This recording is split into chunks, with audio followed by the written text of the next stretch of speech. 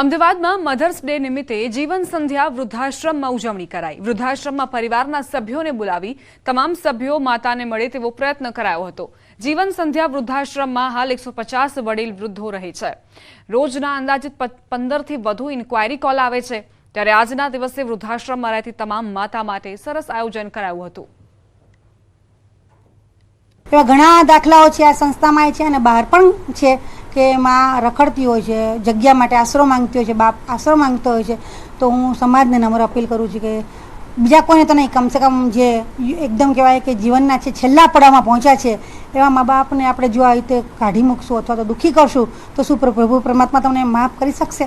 તમારી નવી પેઢી પણ તમને જોઈ રહી છે। આજે તમે કરી રહ્યા છો, કાલ તો એમનો તમારો વારો આવશે। વારાફરતી વારો ને તારા પછી મારો, આ એક સત્ય હકીકત છે, સ્વીકારવું જ રહ્યું। હા, હાલમાં અમારી સંસ્થામાં માં મેક્સિમમ સંખ્યામાં છે।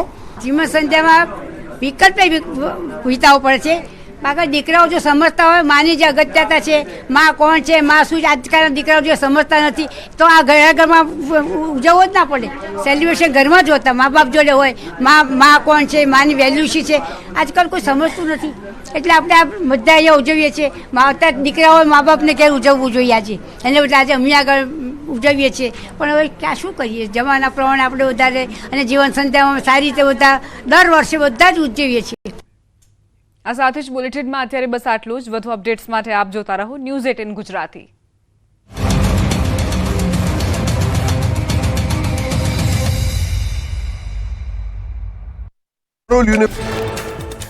ઉત્તરાખંડના રુદ્રપ્રયાગમાં સતત વરસાદ બાદ બદ્રીનાથ હાઈવે બ્લોક, રોડની બંને તરફ વાહનોની લાગી હતી લાંબી કતારો। પોલીસે તમામ વાહનોને સલામત રસ્તે ખસેડ્યા। લગભગ 6 કલાકની જહેમત બાદ વાહન વ્યવહાર કરાયો પૂર્વવત।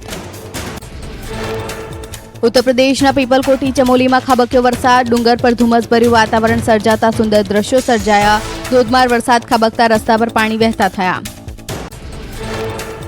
દિલ્હીમાં ઝાડ ધરાશયી થવાના કારણે ટ્રાફિક જામની સ્થિતિ સર્જાઈ। ભારે પવનના કારણે મહાકાય વૃક્ષ થયું ધરાશયી। તંત્ર દ્વારા ઝાડ હટાવી ફરીથી રસ્તો પૂર્વવત કરાયો। ગુજરાતમાં આગામી 5 દિવસ રહેશે વરસાદી માહોલ। ગુજરાતની 3 બાજુ 4 વરસાદી સિસ્ટમ સક્રિય। ઘણા વિસ્તારમાં વીજળીના કડાકા ભડાકા સાથે વરસાદની હવામાન વિભાગે કરી છે આગાહી।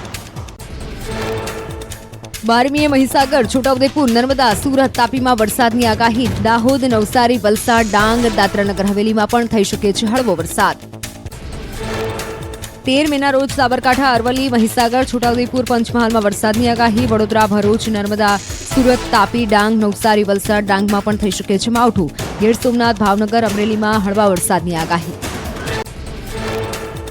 14, 15, 16મીએ સૌરાષ્ટ્રના અનેક ભાગોમાં થઈ શકે છે વરસાદ। 12 થી 15 મે સુધી ઠંડા પવનો ફૂંકાશે। કાળઝાળ ગરમીમાં મળી શકે છે આંશિક રાહત। ગુજરાતમાં ચોમાસું વહેલું આવવાની અંબાલાલ પટેલની આગાહી। 16 થી 24 મેના રોજ અંદમાન નિકોબાર ટાપુ પર બેસી જશે ચોમાસું। 24 મેથી 5 જૂન સુધી રોહિણી નક્ષત્રમાં ગુજરાતમાં થશે વરસાદ। મેના અંતમાં અરબ સાગરમાં ચક્રવાતની આગાહી। 15 થી 20 મેના રોજ ફરી ગુજરાતમાં ગરમી ભૂકા કાઢશે। હવામાન નિષ્ણાત અંબાલાલ પટેલની આગાહી। મધ્ય ગુજરાતના ભાગોમાં આકરી ગરમી પડશે। કેટલાક ભાગોમાં પારો 44 ડિગ્રીએ પહોંચી શકે। 28 જુલાઈ સુધીમાં થશે વાવણી લાયક વરસાદ। રમણીક વામજાએ ભરલી વાક્ય પરથી કરી વરસાદની આગાહી। મે મહિનાના અંતમાં વાવાઝોડાની પણ શક્યતા। કાળઝાળ ગરમીથી રાહત મેળવવા લોકોએ વોટર પાર્કમાં લગાવ્યા ધુબાકા। ગરમીનો પારો વધતા મહેસાણા વોટર પાર્કમાં ઉમટ્યા લોકો। ધોમધકતા તાપમાં લોકોએ વોટર પાર્કની અલગ અલગ રાઇડમાં લીધી ઠંડકની મજા। બનાસકાંઠાના ડીસામાં હાર્ટ એટેકથી યુવકનું મોત। માડકા ગામના યુવકને આવ્યું હાર્ટ એટેક। બસ સ્ટેશનમાં અચાનક ઢળી પડ્યા બાદ યુવકનું મોત। સુરેન્દ્રનગર લીંબડીના રોજાસર ગામે ફૂડ પોઈઝનિંગ। લગ્ન પ્રસંગમાં જમણવાર બાદ 25 થી વધુ લોકોને ફૂડ પોઈઝનિંગની અસર। તમામને સારવાર માટે ખસેડાયા। મહેસાણામાં નકલી જીરું અને વરિયાળીના કારોબારને લઈ એપીએમસી ચેરમેનનું નિવેદન। કહ્યું લેભાગુ તત્વોના કારણે ઊંઝા બદનામ થાય છે। આવા તત્વો સામે કડક કાર્યવાહીની કરી માંગ। વાઘોડિયાના કૌટુંબિક ગામમાં સ્મશાનનો સ્લેબ ધરાશાયી। સ્મશાનમાં સમારકામ સમયે સ્લેબ ધરાશાયી થતા લાગ્યા ભ્રષ્ટાચાર। વસંત મસાલા। અમરેલી ભાજપમાં ભડકો યથાવત। નારણ કાછડિયાને ભરત સુતરિયાનો જવાબ। થેન્ક યુનો પત્ર લખ્યો, કહ્યું ટિકિટ કેમ કપાઈ તેનો પણ કરો ખુલાસો। ક્ષત્રિય આંદોલનમાં નિત નવા આરોપો, પીટી જાડેજા બાદ સંકલન સમિતિ પર પદ્મિનીબાઈ ઉઠાવ્યા સવાલ, કહ્યું મતદાન પર આંદોલનની અસર ઓછી. વડોદરામાં ઓનલાઈન ગેમ એક યુવકનો જીવ લીધો, ગેમમાં રૂપિયા હારી જતા યુવકે જીવન ટૂંકાવી.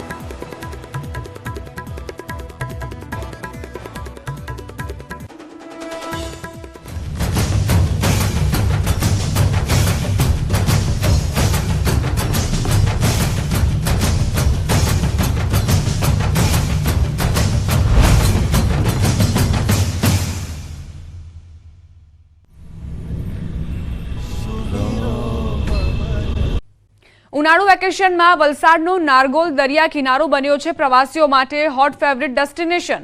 ઉમરગામના નારગોલ ગામના આ દરિયા કિનારાની ખાસિયત એ છે કે તમને દરિયાની સાથે અહીં જંગલની મજા પણ મળી જશે. 70 કિલોમીટર લાંબો દરિયા કિનારો ધરાવતા વલસાડને લોકો તિથલ બીચથી જ જાણે છે, પરંતુ હવે પર્યટકો વલસાડના નારગોલ બીચ પર પણ પરિવાર સાથે મજા માણવા પહોંચી રહ્યા છે. એક તરફ ઘૂઘવતો અફાટ દરિયો અને બીજી તરફ ગાઢ જંગલની સાથે અહીં વિવિધ રાઇડ્સ પણ ઉપલબ્ધ છે. પહેલા અહીંની સ્વચ્છતાના કારણે લોકો વધુ આકર્ષાતા, પરંતુ અન્ય વ્યવસ્થાઓ ન હોવાના કારણે લોકો મુલાકાત લેવાનું ટાળતા.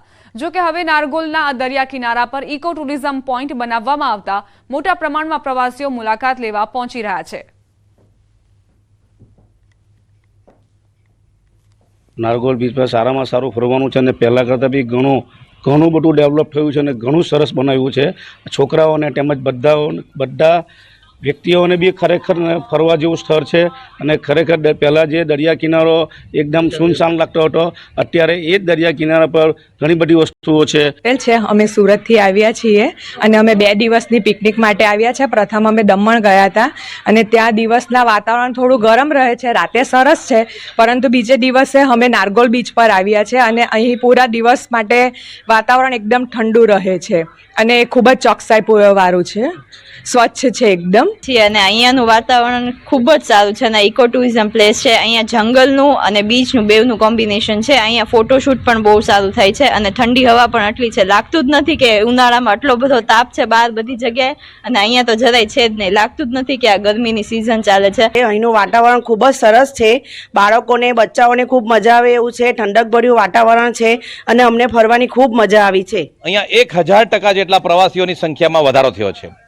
આજે નારગોલની અંદર સુરત, પૂના, બોમ્બે, ભાવનગર, રાજકોટ, અમદાવાદથી મોટી સંખ્યામાં પ્રવાસીઓ રોજ આવે છે અને જે ટુરિઝમનું એ પ્રકારનું ડેવલપમેન્ટ અહીં થઈ રહ્યું છે કે વીકેન્ડમાં પહેલાં આવતા હતા, હવે જ્યારે પણ આવે તો નારગોલ ગામનો દરિયા કિનારો પ્રવાસીઓથી ભરેલો દેખાય છે, જેના કારણે અહીંયા સ્થાનિક લોકોને, ખેડૂતોને, માછીમારોને અને જે ગરીબ વર્ગના જે માણસો છે એમને રોજગારીની તક મળી છે. અમદાવાદમાં મધર્સ ડે નિમિત્તે જીવન સંધ્યા વૃદ્ધાશ્રમમાં ઉજવણી કરાઈ. વૃદ્ધાશ્રમમાં પરિવારના સભ્યોને બોલાવી તમામ સભ્યો માતાને મળે તેવો પ્રયત્ન કરાયો હતો. જીવન સંધ્યા વૃદ્ધાશ્રમમાં હાલ 150 વડીલ વૃદ્ધો રહે છે. રોજના અંદાજિત 15 થી વધુ ઇન્ક્વાયરી કોલ આવે છે, ત્યારે આજના દિવસે વૃદ્ધાશ્રમમાં રહેતી તમામ માતા માટે સરસ આયોજન કરાયું હતું. એવા ઘણા દાખલાઓ છે આ સંસ્થામાં છે અને બહાર પણ છે કે માં રખડતી હોય છે, જગ્યા માટે આશરો માંગતી હોય છે, બાપ આશરો માંગતો હોય છે. તો હું સમાજને નમ્ર અપીલ કરું છું કે બીજા કોઈને તો નહીં, કમસે કમ જે એકદમ કહેવાય કે જીવનના છે છેલ્લા પડાવમાં પહોંચ્યા છે એવા મા બાપને આપણે જો આ રીતે કાઢી મૂકશું અથવા તો દુઃખી કરશું તો શું પ્રભુ પરમાત્મા તમને માફ કરી શકશે? તમારી નવી પેઢી પણ તમને જોઈ રહી છે. આજે તમે કરી રહ્યા છો, કાલ તો એમનો તમારો વારો આવશે, વારાફરતી વારો ને તારા પછી મારો. આ એક સત્ય હકીકત છે, સ્વીકારવું જ રહ્યું. હા, હાલમાં અમારી સંસ્થામાં મેક્સિમમ સંખ્યામાં છે. જીવન સંધ્યામાં વિકલ્પ વિતાવવો પડે છે. બાકી દીકરાઓ જો સમજતા હોય માની જે અગત્યતા છે, માં કોણ છે, માં શું, આજકાલના દીકરાઓ જો સમજતા નથી તો આ ઘરમાં ઉજવવો જ ના પડે. સેલિબ્રેશન ઘરમાં જ હોતા, મા બાપ જોડે હોય, માં કોણ છે, માની વેલ્યુ શું છે, આજકાલ કોઈ સમજતું નથી.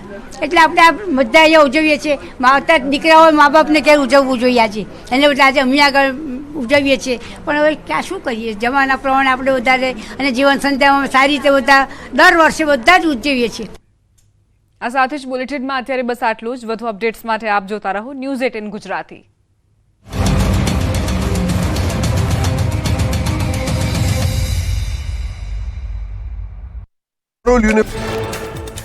ઉત્તરાખંડના રુદ્રપ્રયાગમાં સતત વરસાદ બાદ બદ્રીનાથ હાઈવે બ્લોક, રોડની બંને તરફ વાહનોની લાગી હતી લાંબી કતારો. પોલીસે તમામ વાહનોને સલામત રસ્તે ખસેડ્યા. લગભગ 6 કલાકની જહેમત બાદ વાહન વ્યવહાર કરાયો પૂર્વવત. ઉત્તર પ્રદેશના પીપલકોટી ચમોલીમાં ખાબક્યો વરસાદ. ડુંગર પર ધુમ્મસભર્યું વાતાવરણ સર્જાતા સુંદર દ્રશ્યો સર્જાયા. ધોધમાર વરસાદ ખાબકતા રસ્તા પર પાણી વહેતા થયા. દિલ્હીમાં ઝાડ ધરાશયી થવાના કારણે ટ્રાફિક જામની સ્થિતિ સર્જાઈ. ભારે પવનના કારણે મહાકાય વૃક્ષ થયું ધરાશયી. તંત્ર દ્વારા ઝાડ હટાવી ફરીથી રસ્તો પૂર્વવત કરાયો.